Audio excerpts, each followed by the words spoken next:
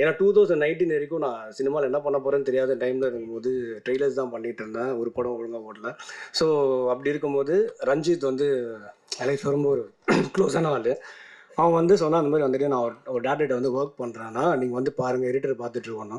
சரி, நான் போய் அவர் போய் சும்மா கேஷுவலாக மீட் பண்ணதுக்காக தான் போனேன் 2019. ஒரு 2 மினிட்ஸ் சும்மா ஃபார்முலா பேசிட்டு இருந்தோம். உடனே டக்குன்னு கதையை சொல்ல ஆரம்பிச்சிட்டாரு.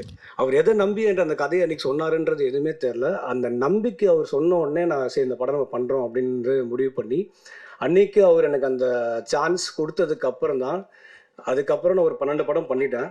ஸோ அதில் வந்து ரொம்ப முக்கியம் வந்து எனக்கு அவர் அன்றைக்கி என் மேல் நம்பிக்கை வச்சு அந்த லிஃப்ட்டுன்ற படம் எனக்கு கொடுத்தது. ஏன்னா அது வந்து என்னை கரியரே சேஞ்ச் பண்ணிச்சு ஆக்சுவலாக.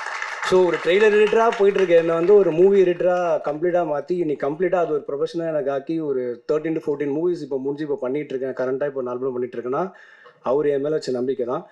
அதனால தான் ஜென்ரலாக நானும் எப்பவுமே எல்லாரும் சொல்லுவேன், நம்பிக்கை வைங்க இன்னொருத்தவங்க மேலே, கண்டிப்பாக தான் நடக்கும் பாசிட்டிவாக. ஸோ கம்மிங் டு தாஸ்மா கான் வந்து என்னென்னா, நானும் அவரும் அடிக்கடி மீட் பண்ணும்போது திடீர்னு இந்த லைனை சொன்னார். லைனை சொல்லிட்டு இருக்கும்போது அவர் மூஞ்சியே பார்த்துட்டு இருந்தேன். ஏன்னா இந்த படம் வந்து பார்த்தீங்க அப்படின்னு வச்சுக்கோங்களேன், நிறைய லேயர்ஸ் இருக்குது இந்த படத்துக்குள்ளே.